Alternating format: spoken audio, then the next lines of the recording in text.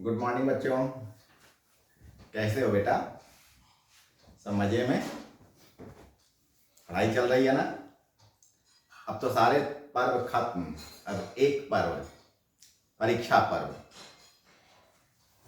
तो परीक्षा पर्व की तैयारी करनी है ना? खूब बढ़िया से चलो। मैं तो मेहनत कर रहा हूं, मैंने तो काफी डिटेल पढ़ाया, इतने सारे ऑब्जेक्टिव का सेट मैंने तुम लोग को दिया। अब तो मैं जैक का सेट करा रहा हूं। इसी क्रम में मैं आज सेट नंबर 4 इस पर तुम लोगों के साथ चर्चा करूंगा। क्यों, कैसा रहेगा? अच्छा रहेगा। तो चलो सेट नंबर 4 हम लोग हर क्वेश्चन को बारीकी से बारी बारी से देखते हैं, साथ में उस पर हम लोग कुछ डिस्कस भी करते चलेंगे। तो चलो स्टार्ट करते हैं सेट नंबर 4।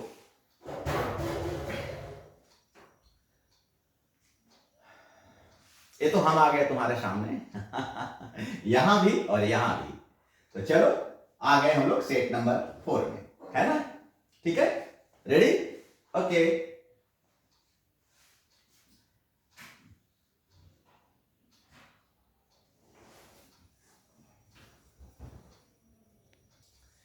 तो क्वेश्चन नंबर 1 तुम्हारे सामने है।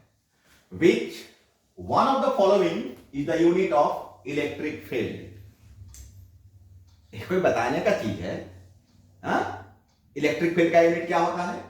तो न्यूटन पर कूलॉम। न्यूटन पर कूलॉम निम्नलिखित में कौन सा विद्युत क्षेत्र का इकाई है, यूनिट है?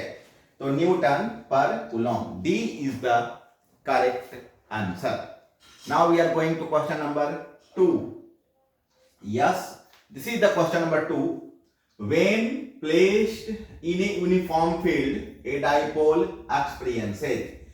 जब एक समान क्षेत्र में रखा जाता है तो एक विद्युत द्विध्रुव कैसा अनुभव करता है? तो क्या मैंने ऐसे क्वेश्चन तो बाकी के 3 सेट में भी कहीं ना कहीं हम लोग को मिला कि यूनिफॉर्म मैग्नेटिक फील्ड में, अगर यूनिफॉर्म मैग्नेटिक फील्ड में किसी डाइपोल को रखा जाए तो डाइपोल क्या एक्सपीरियंस करता है, क्या उत्पन्न करता है, क्या वो अनुभव महसूस करता है? तो टॉर्क, बल आघूर्ण का अनुभव महसूस करता है। So B is the correct answer. एक बल आघूर्ण वहां पर डेवलप होता है। So B is the correct answer of question number 2. Now we are going to question number 3. Yes, this is question number 3. 2 copper spheres of the same radius.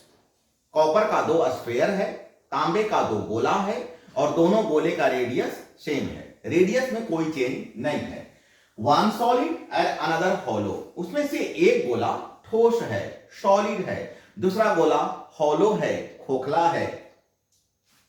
Are change to the same potential, और उनसे potential भी जो change हो रहा है वो potential भी same है। तो which will have more charge. तो किसमें ज्यादा चार्ज होगा? क्या पढ़े हो? फॉर्मूला क्या पढ़े हो? V is equal to Q by R. यही पढ़े हो ना? Potential is equal to charge by distance. तो अगर पोटेंशियल भी सेम है, अगर चार्ज सेम है, तो one solid one are charge same potential will have more. तो किसका चार्ज डिफर हो? अगर पोटेंशियल सेम है और रेडियस भी अगर सेम है तो चार्ज में क्यों अंतर आएगा? क्या हो जाएगा? Q is equal to V into R. तो V भी सेम है और R भी अगर दोनों का सेम है तो Q क्यों चेंज करेगा? नहीं चेंज करेगा. So both will have an equal charge. Answer C is the correct answer of question number C. Answer C. क्या कि अगर उनका चार्ज पोटेंशियल और रेडियस, ना तो उनका रेडियस में कोई चेंज आ रहा है, सेम रेडियस है, तुम्हारे क्वेश्चन में कहा हुआ है spheres of the same radius. तो रेडियस अगर सेम है और फिर क्या करा? पोटेंशियल इज आल्सो सेम, विभव भी सेम है, त्रिज्या भी सेम है, तो चार्ज में कोई अंतर नहीं आएगा. सो दोनों चार्ज, चाहे वो सॉलिड स्फीयर हो चाहे वो हॉलो स्फीयर हो, दोनों का जो चार्ज होगा क्या होगा? सेम होगा. चलो क्वेश्चन नंबर 4 को देखते हैं. आ जाओ question number 4. Come. Yes, a Gaussian sphere enclosed and electric dipole within it. एक गॉसिय गोला है, अपने भीतर एक विद्युत द्विध्रुव को घेरता है. The total flux across the sphere,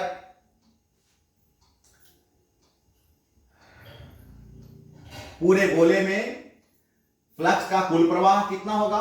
पहला half of the due to sign, नहीं ये तो होगा नहीं, डबल भी नहीं होगा, डिपेंड ऑन पोजीशन, तो नहीं पोजीशन पर भी डिपेंड नहीं करेगा, और गॉसीय गोला है और भीतर में अगर डाइपोल है तो फिर उसका जो डाइपोल विद इन इट, तो टोटल फ्लक्स कितना हो जाएगा? 0 हो जाएगा, 0। देखो बात को समझना, अगर तुम कोई गॉसीय सरफेस ले रहे हो तो फ्लक्स जब डेवलप होगा, अगर इसके अंदर डाइपोल ले तो फ्लक्स जब डेवलप होगा तो इसके बाहर डेवलप होगा, फ्लक्स इसके भीतर डेवलप नहीं होता है, फ्लक्स जब भी डेवलप होता है तो बाहर में डेवलप होता है। तो इनक्लोज्ड में विद इन इट इसमें कोई भी फ्लक्स डेवलप होने वाला नहीं है, सो विद इन इट इसमें कितना फ्लक्स डेवलप हो जाएगा? 0, वहां कोई भी फ्लक्स डेवलप होने वाला नहीं है। सो क्वेश्चन नंबर 4 का आंसर होगा D. D is the correct answer of question number 4। Now we are going to question number 5।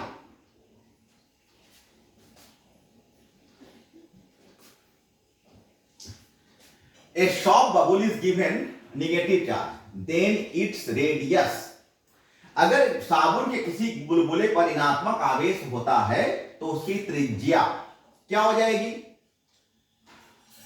उसका रेडियस क्या होगा? इंक्रीज कर जाएगा।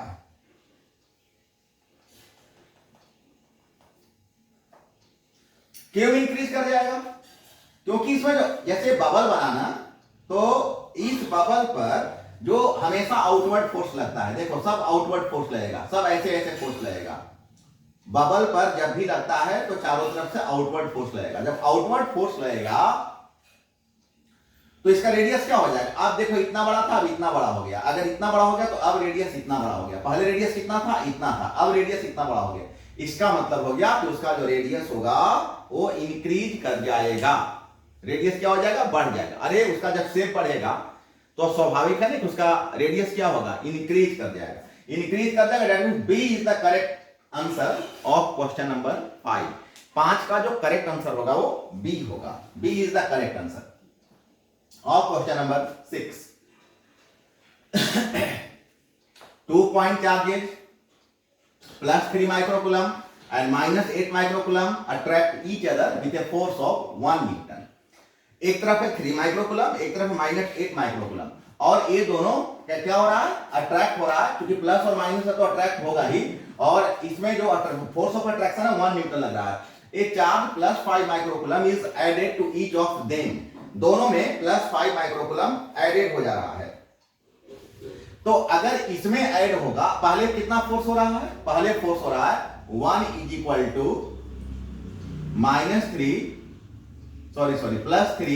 -8, और कुछ भी डिस्टेंस रहने दो r²। अब क्या हो रहा है? दोनों में +5 ऐड कर दोगे, दोनों में अगर +5 ऐड करोगे तो ये तो हो जाएगा 5 और 3 8, तो ये हो जाएगा 8, और इसमें -8 में 5 ऐड करोगे तो हो जाएगा -3। चलो डिस्टेंस उतना ही रहने दो।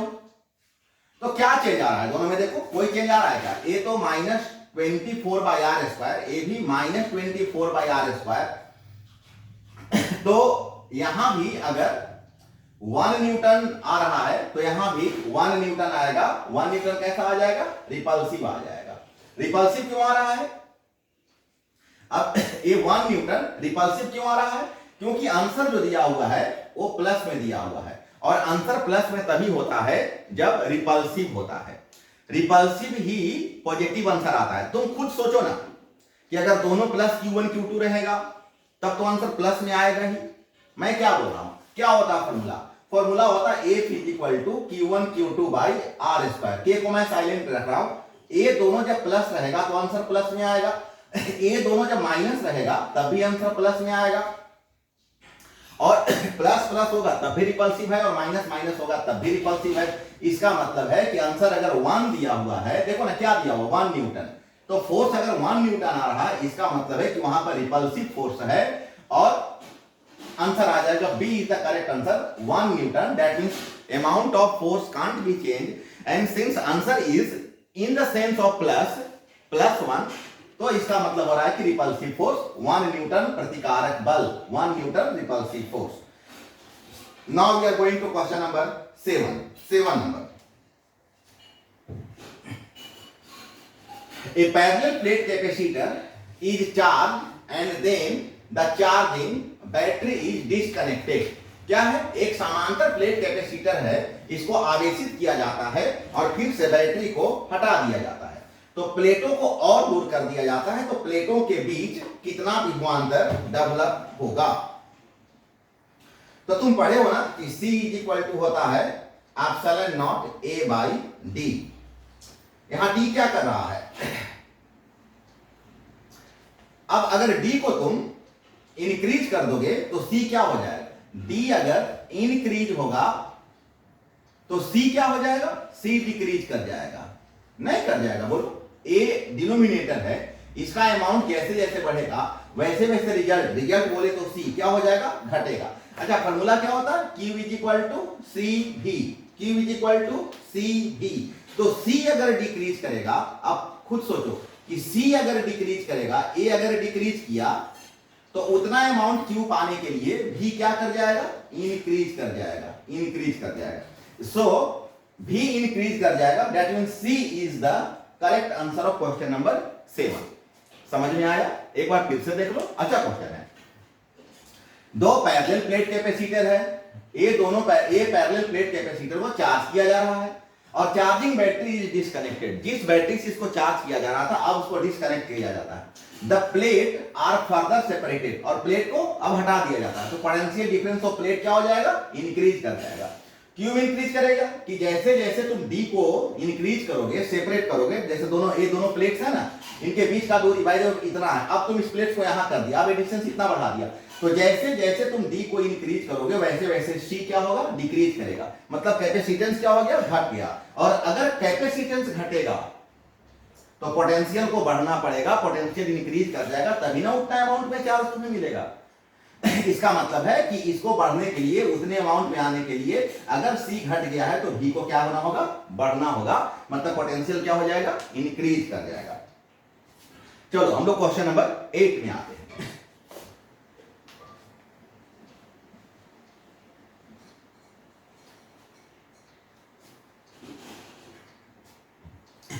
Increasing the charge on the plates of a capacitor means, अगर संधारित्र के प्लेटों पर आवेश को आप बढ़ा रहे हो तो उसका विभवांतर क्या होगा? बढ़ेगा। अभी तो तुमसे बात कर रहे थे, चार्ज बढ़ेगा तो पोटेंशियल क्या हो जाएगा? बढ़ेगा। चार्ज बढ़ने पर पोटेंशियल क्या होता है? बढ़ जाता है। अभी तो फॉर्मूला पढ़े ना हम लोग, Q is equal to CV। Q is equal to CV। तो अगर चार्ज को बढ़ा दोगे, चार्ज अगर, तो क्या हो जाएगा? V इज इक्वल टू क्या हो जाएगा? Q by C। तो जैसे जैसे Q बढ़ेगा वैसे वैसे प्लेट्स का पोटेंशियल क्या हो जाएगा? बढ़ेगा। So B is the correct answer. B is the correct answer, increasing potential difference between the plates. 8 का B। Question number 9 is the easiest question, बहुत इजी क्वेश्चन है कि two capacitor of 6 microfarad each are available, the minimum and the maximum capacitance। तो बोलो minimum capacitance का क्या होता है? पैरेलल में, इसका मतलब 1/6 plus 1/6, 1/C is equal to 1/C1 plus 1/C2, 2/6 cancel, 3 पलटेगा तो C इज इक्वल टू हो गया 3, एक आंसर तो 3 हो जाएगा। अब अगर तुम सीरीज में करोगे तो C1 प्लस C2 बोले तो 6 प्लस 6 बोले तो 12, दूसरा आंसर कितना आ जाएगा? 12 आ जाएगा। So B is the correct answer। 9 का B is the correct answer। Answer B is correct। सबको समझ में आ रहा है? पक्का? बहुत अच्छे, समझते चलो, समझते जाना है, कोई विकल्प नहीं है। हाँ, खूब पढ़ना है, समझते चलो, नहीं समझोगे कैसे चलेगा? आओ क्वेश्चन नंबर D में आओ।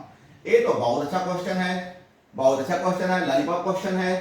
देखो क्या हो जाएगा, ऐसे ये जो सर्किट तुम देख रहे हो, A3 3 3 3 बीच में A क्या हो जाएगा ना, यहां से A साइलेंट हो जाएगा। साइलेंट हो जाएगा तो ऊपर में क्या हो गया?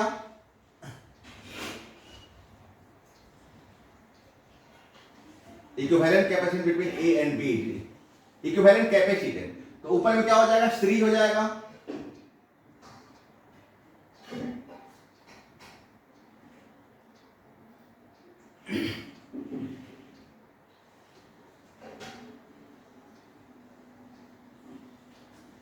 देखो बढ़िया सा क्वेश्चन, एक बार अपने से ट्राई करो।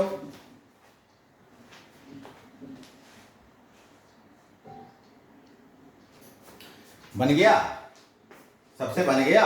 ए सीरीज में है और कैपेसिटेंस में सीरीज में क्या होता है, 1 by C is equal to 1 by C1 plus 1 by C2, 1 by C is equal to 1 by 3 plus 1 by 3, 2 by 3 पलट जाएगा तो C is equal to 3 by 2, 1.5। इसका मतलब हो गया A 1.5 और A भी 1.5, और पैरेलल उसके बाद क्या हो गया, दोनों पैरेलल हो गया। पैरेलल में क्या होता है, C dash is equal to C1 plus C2, तो 1.5 और 1.5 बोले तो 3। Yes, C is the correct answer, 3। पहले क्या हो गया, पहले सीरीज हो गया, ये दोनों सीरीज हो गया। और कैपेसिटेंस में जो सीरीज होता है वो रेजिस्टेंस का उल्टा फॉर्मूला होता है। तो 1/3 1/3 2/3 पलट गया 1.5, अब वो भी 1.5 ये भी 1.5 और पैरेलल में दोनों ऐड हो जाता है, दोनों ऐड हो जाता है। तो जब ऐड हो जाएगा तो 1.5 और 1.5 ऐड करेंगे तो कितना हो जाएगा, 3 हो जाएगा। Yes, correct answer is C.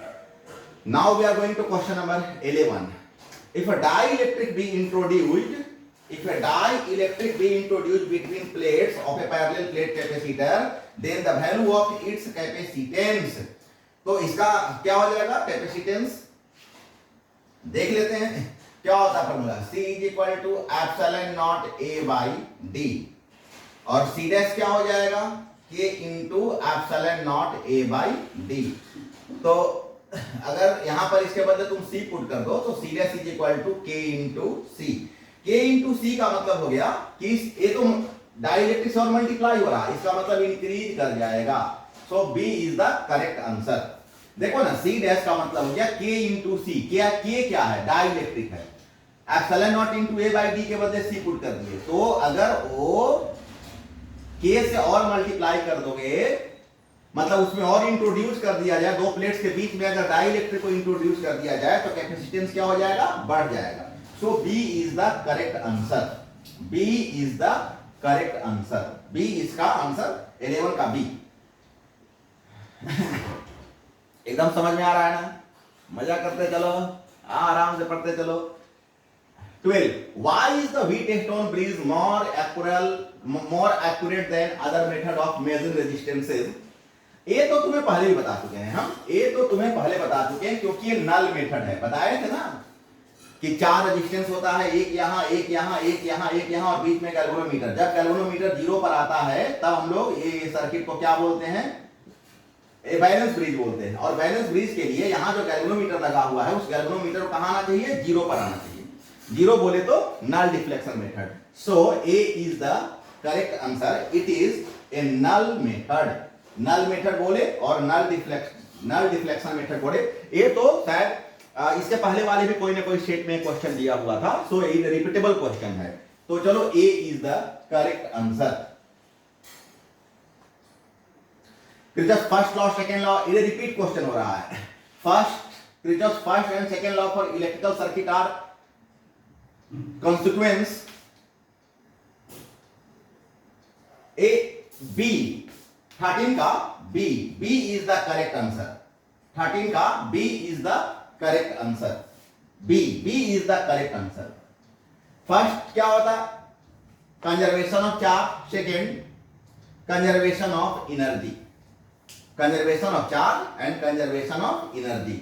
So B is the correct answer of question number 13। 13 का B। आते हैं question number 14। The length and radius of an electric resistance of a certain wire are double.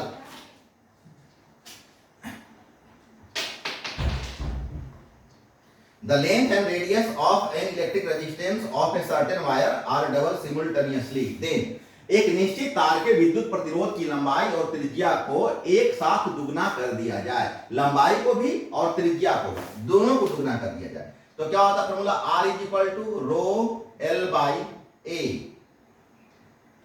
That means rho L, area का मतलब पाई are square.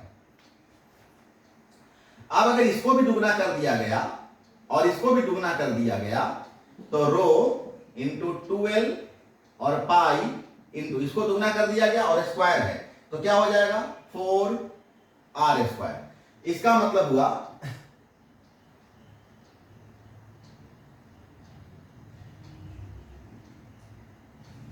कि ये हो गया 2 2 जा 4 r/2 r/2।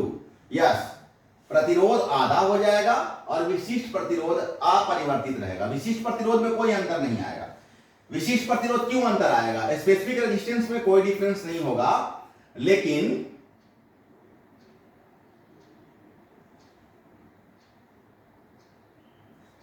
रेजिस्टेंस क्या हो जाएगा? हाफ हो जाएगा। Yes yes yes, unchange. So B is the correct answer. 14 का B.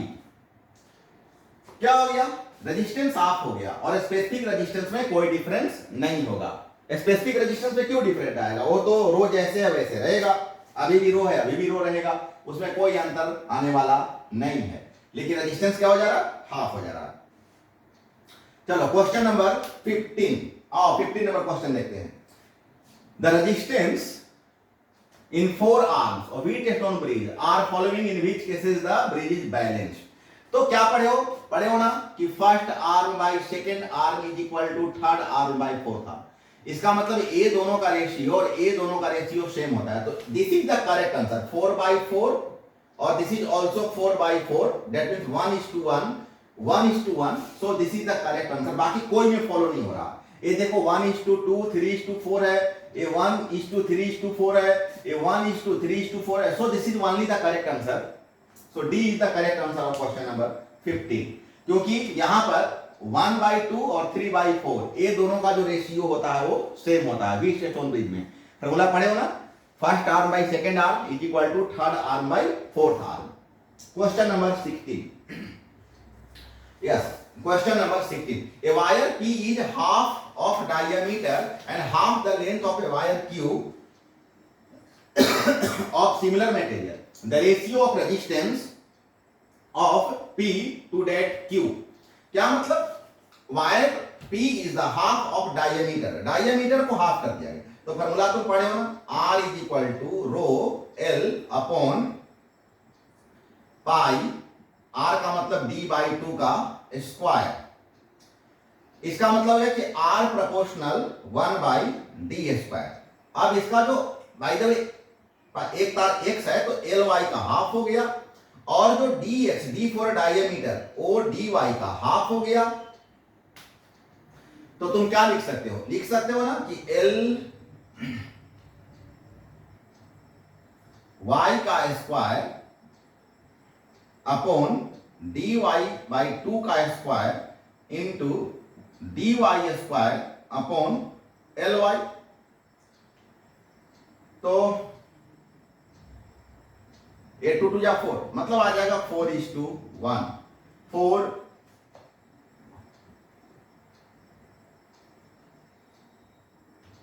4/2 not 4/4:2। That 2 2 4 2:1 2:1। So correct answer is C. C is the correct answer. C क्या हो जाएगा? Correct answer 2:1। क्या मतलब? कोई वायर का डायमीटर को हाफ कर दिया जाए एंड हाफ द लेंथ को भी अगर हाफ कर दिया जाए क्यू का, अगर वो सिमिलर मटेरियल का बना हुआ है तो उसका रेजिस्टेंस का जो रेशियो आएगा कितना हो जाएगा? 2:1। So C is the correct answer of question number 16। Now we are going to question number 17. 17. For ohmic conductor, the drift velocity Vd and the electric field E applied across it are related as। कोई ohmic चालक है। Ohmic चालक मतलब जिसमें Ohm's law applicable है, जो ओम के नियम का पालन करता है। V प्रोपोर्शनल I जिसमें पालन होता है, जिसका टेम्परेचर कांस्टेंट रहता है। इसमें जो ड्रिफ्ट वेलोसिटी Vd है वो उस पर लागू विद्युत क्षेत्र से संबंधित है। ये क्वेश्चन तो तुम लोग को हम पहले भी बता चुके हैं। ये जो क्वेश्चन है तो ये तो पहले बताया जा चुका है कि Vd is just proportional to E। Drift velocity और इलेक्ट्रिक फील्ड इंटेंसिटी दोनों क्या होता है, डायरेक्टली प्रोपोर्शनल होता है। So B is the correct answer. Question number 17 का आंसर क्या हो जाएगा, बी हो जाएगा। यस, जो ड्रिफ्ट वेलोसिटी और electric field intensity both are just proportional to each other. ohmic in a ohmic conductor, when currents are flowing from a conductor, from ohmic conductor, now the drift velocity of electron is directly proportional to electric field intensity, so Vd proportional E, so B is the correct answer. Now we are going to question number 18. Half cross कर रहे हो, यहां पर आपको question को half cross कर रहे हो। An external resistance R is connected to a cell of internal resistance small r, then the current in the circuit is maximum when। तो मैक्सिमम कब होगा, तो यहां पर टोटल रेजिस्टेंस क्या हो जाएगा, टोटल रेजिस्टेंस हो जाएगा R प्लस R। किसी सेल में क्या होता है, दो रेजिस्टेंस होता है, एक सेल के भीतर रेजिस्टेंस होता है, एक सेल के बाहर रेजिस्टेंस होता है। और मेरे को जब टोटल रेजिस्टेंस लेना होता है तो हम क्या करते हैं, दोनों रेजिस्टेंस को ऐड कर लेते हैं। तो अब फॉर्मूला क्या हो जाएगा, V is equal to I, V is equal to I R, that means I is equal to V by R। तो यहां पर टोटल रेजिस्टेंस क्या हो जाएगा, टोटल रेजिस्टेंस हो जाएगा R प्लस R। अब अगर बाय द वे R इसका जीरो हो जाए, एक्सटर्नल रेजिस्टेंस अगर जीरो हो जाए तो क्या हो जाएगा, करंट का जो सर्किट हो जाएगा क्या हो जाएगा, मैक्सिमम हो जाएगा। परिपथ में जो धारा हो जाएगा, सॉरी सर्किट का जो करंट होगा क्या हो जाएगा, मैक्सिमम हो जाएगा। अगर जो उसका एक्सटर्नल रेजिस्टेंस है, अगर वो जीरो हो जाए, एक्सटर्नल रेजिस्टेंस का कोई इफेक्ट नहीं हो, तो फिर उस सर्किट में जो करंट फ्लो करेगा वो मैक्सिमम करंट फ्लो करेगा। तो D is the correct answer of question number 18। Now we are going to question number 19। Question number 19, the proton enters a uniform magnetic field 5 Tesla with velocity 4 into 10 to the power 7 meter per second at right angles theta 90 degree to the field. The magnetic force, तो formula पढ़े हो ना, F is equal to Q V B sin theta, theta 90 ले लेना, इसका मतलब Q V B। Q का value जानते हो 1.6 into 10 to the power minus 19। Now we are calculating, now we get 3.2 into, calculate करने को पाओगे तुम 3.2 into 10 to the power minus 11 Newton. So B is the correct answer of the question। इस question का जो correct answer आएगा वो आएगा B, 19 का B। अब हम लोग आते हैं question number 20। A long parallel wire each carrying a current of 1 ampere, each carrying a current of 1 ampere in same direction। तो कितना अट्रैक्शन फोर्स होगा, फोर्स ऑफ अट्रैक्शन कितना होगा, तो तुम फॉर्मूला पढ़े हो कि F is equal to mu naught upon 2 pi I1 I2 by R, I1 I2 by R। So 4 pi into 10 to the power minus 7, 1 और अपॉन 2 पाई, सो 2 पाई गया, 2 into 10 to the power minus 7। So A is the correct answer. 20 का A is the correct answer आया ना, 2 into 10 to the power minus 7। ये 4 पाई mu naught value किसका होता है, mu naught का वैल्यू कितना होता है, 4 pi into 10 to the power minus 7, जानते हो ना सर। और 2 पाई से तुम अगर डिवाइड कर दोगे तो हो जाएगा ना, पूरा कैलकुलेशन करके देख लो, आंसर आ जाएगा 20 का B. B is the correct answer of question number 20। Now we are going to question number 21। A तो पहले बताया जा चुका है, मैग्नेटिक लॉरेंस फोर्स क्या होता है, F Q in bracket E plus V cross B. F is equal to Q E plus V cross, ये तो पहले भी और सेट में आया था, so C is the correct answer. Now we are going to question number 22। Two parallel, एक question भी पहले सेट में बता चुके हैं, 1 2 3 लगभग 2 सेट पहले आ चुका है कि दो अगर पैरेलल कंडक्टर है, दोनों में अगर सेम डायरेक्शन में करंट फ्लो हो रहा है तो उसके बीच में क्या फोर्स लगेगा, रिपल्सन फोर्स लगेगा। एक दूसरे को नहीं सॉरी, एक अट्रैक्शन फोर्स लगेगा, सेम डायरेक्शन में अट्रैक्शन लगेगा। सो ये रीजन बताया था ना कि ऐसे इसका ऐसे फ्लो करता है और ये ऐसे फ्लो करता है, तो ये डायरेक्शन में क्या हो जाता है, डायरेक्शन चेंज कर जाता है तो अट्रैक्ट कर जाता है। ये पहले बता चुके हैं। So A is the correct answer, 22 का A. Now we are going to question number 23। Which of the following is not the unit of magnetic induction? कौन सा नहीं होता है? तो सब होता है। टेस्ला भी होता है, गॉस भी होता है, ऑस्टेड भी होता है और वेबर पर मीटर स्क्वायर भी होता है। टेस्ला भी होता है, गॉस भी होता है, ऑस्टेड भी होता है, वेबर पर मीटर स्क्वायर होता है। मेरे समझ से इसमें एक मैक्सवेल वो देता, मैक्सवेल इज इनकरेक्ट, मैक्सवेल नहीं होता है, इसमें नहीं दिया हुआ है और ऑल राइट भी नहीं दिया हुआ है। तो तुम ध्यान रखो अपने से, इस पर तुम फोकस करो, कहीं मिस्टेक इनसे हो गया है बाय मिस्टेक को। मैक्सवेल, इसमें कोई एक वर्ड मैक्सवेल देते नहीं दिए हैं, मैक्सवेल नहीं होता है, बाकी ये चारों का चारों होता है। तो ध्यान देने का जरूरत है ऐसे क्वेश्चन में, एग्जामिनेशन पर फोकस करना। मैक्सवेल नहीं होता है, किसका? मैग्नेटिक इंडक्शन का जो यूनिट होता है मैक्सवेल नहीं होता, बाकी सारा होता है। टेस्ला भी होता है, गाउस भी होता है, ऑस्टेड भी होता है, वेबर पर मीटर स्क्वायर भी होता है। So all is correct. Mention SI unit of magnetic field, क्यों बताएं? Tesla, tesla is the unit of magnetic field. Tesla is the unit of magnetic field. So B is the correct answer of question number 24। Now we are going to 25। Lorentz बल्ब क्या है? What is Lorentz force? तो force on a moving charge in magnetic field, यही तो है, force on a moving charge in a magnetic field. अगर किसी magnetic field में कोई चार्ज मूव कर रहा हो तो वहां जो फोर्स एक्सपीरियंस होता है, इसी को हम क्या बोलते हैं? लॉरेंज फोर्स बोलते हैं। तो A is the correct answer, A is the correct answer. Now we are going to question number 26। The earth behave as a magnet with magnetic field pointing approximately from the, तो अब मैं तुम्हें बहुत बार बता रहा हूं कि ये अर्थ है, तो अर्थ में साउथ से नॉर्थ इसका जो डायरेक्शन होता है और अर्थ के बाहर का जो मैग्नेट होता है वो नॉर्थ टू साउथ। तो so B is the correct answer, B is the correct answer. मैंने बड़ा अच्छा डिस्कशन किया था कि अगर मैग्नेट ले लेते हैं, इस मैग्नेट को अगर ऐसे बीचों बीच लटका दिया जाए तो घूमते घूमते घूमते घूमते नॉर्थ साउथ में जाकर के वो स्टैंड कर जाता है, स्टैटिक हो जाता है, रुक जाता है। इसका रीजन है कि अर्थ का जो साउथ होता है हमारे मैग्नेट के नॉर्थ को अट्रैक्ट करता है। So south to north. Question number 27। The strength of earth magnetic field is, क्या होता है?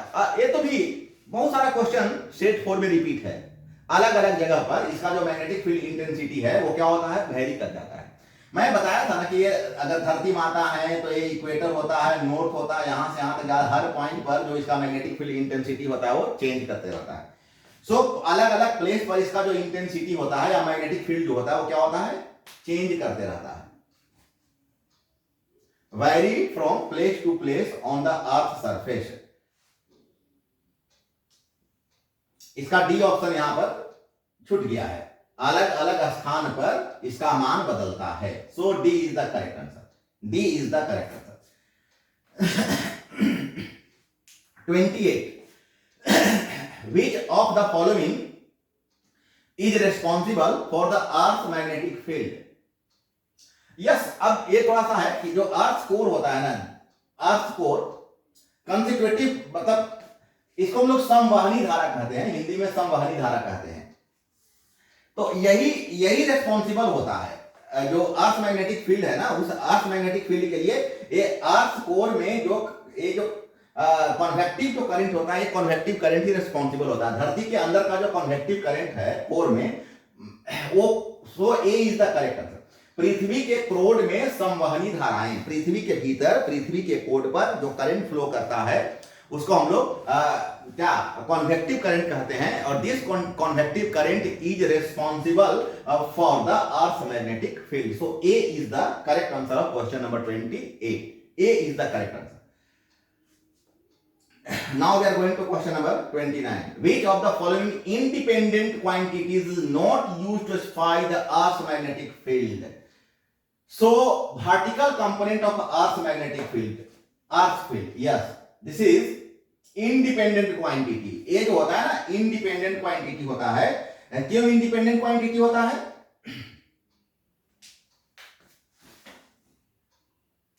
अब मैं अर्थ के बारे में तुम्हें बताया था ना, देखो पूरा का पूरा जो ए यहां पर अगर तुम ले लो ऐसे ए, तो ए हो गया BH, ए हो गया बी भी, ए हो गया रिजल्टेंट, और ये जो एंगल बनता है डेल। तो ए जो डेल बन रहा है हॉरिजॉन्टल के साथ बन रहा है, रिजल्टेंट और हॉरिजॉन्टल के साथ बन रहा है, सो ए इंडिपेंडेंट है। सो vertical component of earth BB is independent, so D is the correct answer. D is the correct answer. Now we are going to question number 30. The magnetic flux linked with a coil in n turns. कितना turns है? n turn दिया हुआ है। और area of cross section A held with a plane parallel to the magnetic field. तो अगर parallel magnetic field held करेगा तो इसका मतलब कि सरफेस पर क्या हो जाएगा? परपेंडिकुलर हो जाएगा, और सरफेस पर परपेंडिकुलर हो जाएगा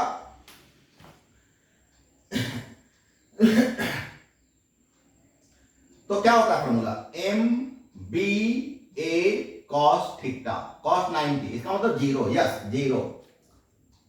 क्या होता है? Five equal to M B A cos theta, और परपेंडिकुलर करेगा। देखो जब समांतर रखा जाता है तो परपेंडिकुलर हो जाएगा, नहीं जब इसके पैरेलल होगा तो यहां से जो ए जो प्रोपेगेट करेगा कैसा हो जाएगा? परपेंडिकुलर प्रोपेगेट कर जाएगा। तो 90 डिग्री बनेगा और cos थीटा 90 हो जाएगा, इसका मतलब फ्लक्स कितना हो जाएगा? 0 हो जाएगा, yes 0। D is the correct answer, D is the correct answer of the question, D is the correct answer of question number 30। Now we are going to question number 31। The role of inductance is equivalent to, the role of inductance is equivalent to,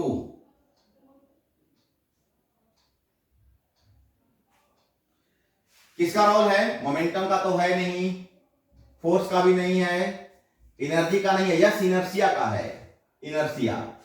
role of inductance is equivalent to inertia. क्यों भाई, क्यों है inertia का? तो तुम पढ़े हो ना कि जब करंट चेंज करता है तो इंडक्टेंस डेवलप होता है। अरे यही ना पढ़े हो, मेन फंडा क्या है कि रिलेटिव मोशन होना चाहिए कॉइल और क्या मैग्नेट के बीच में। कॉइल और मैग्नेट के बीच में रिलेटिव मोशन होगा तो इंड्यूस्ड इलेक्ट्रोमोटिव फोर्स डेवलप होगा, इंड्यूस्ड इलेक्ट्रोमोटिव फोर्स डेवलप होगा तो इंड्यूस्ड करंट वहां पर डेवलप होगा, और यही तो इंडक्टेंस है। इसका मतलब होता है कि उसके लिए inertia, amount of charge, that means mass responsible है।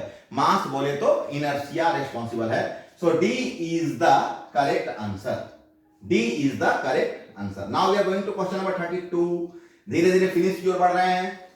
Two identical coaxial coil P and Q carrying equal amount of current in same direction are brought nearer.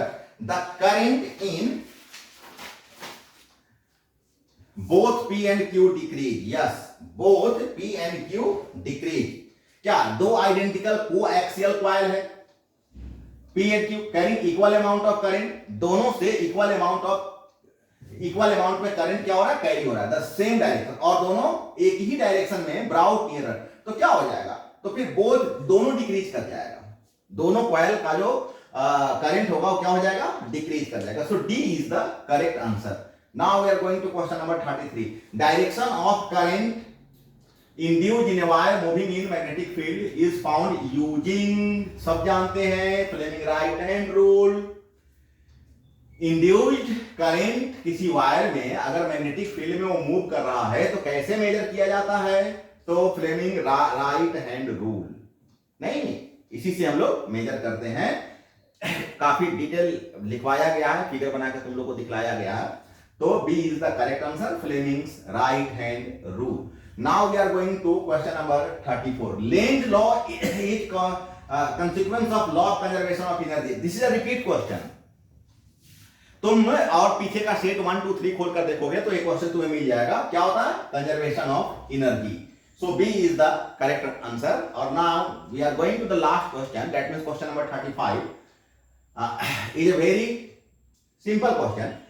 In a given figure, current from A to B, current is flowing from A to B. Current ऐसे flow कर रहा in a straight wire is decreasing, और ये जो current flow कर रहा है क्या कर रहा है? डिक्रीज कर रहा है। The direction of induced current in the loop क्या हो जाएगा? एंटी क्लॉक में हो जाएगा। ये करंट कैसे फ्लो कर जाएगा? इसमें देखो ऐसे है ना, तो फिर ऐसे हो जाएगा, ऐसे हो जाएगा। और ऐसे का मतलब क्या हो गया? घड़ी का सुई का कैसे होता है? घड़ी का सुई ऐसे चलता है, ऐसे चलता है, और हम कैसे मेजर कर रहे हैं, हम ऐसे मेजर कर रहे हैं। तो ऐसे मेजर करने का मतलब क्या हो गया, एंटी क्लॉक में मेजर कर रहे हैं। So anticlockwise direction induced current in a loop is anticlockwise. So B is the correct answer of the question. तो सेट 4 का भी मैंने तुम्हें 35 का 35 क्वेश्चन एक्सप्लेन करते हुए बच्चे बता दिया। उम्मीद करते हैं कि तुम लोग को पूरा का पूरा समझ में आ गया होगा।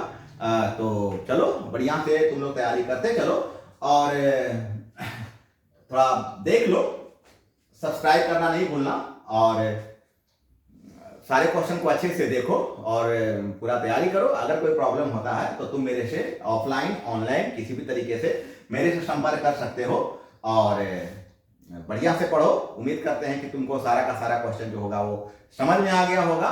फिर भी अगर किसी क्वेश्चन में कोई अगर थोड़ा सा भी अगर कोई प्रॉब्लम होता है तो कॉम्प्रोमाइज नहीं करना है, बिल्कुल उस क्वेश्चन को क्लियर कर लेना है। तो चलो फिर हम लोग नए सेट के साथ एक दूसरे के साथ मिलेंगे। Okay, bye bye bye bye.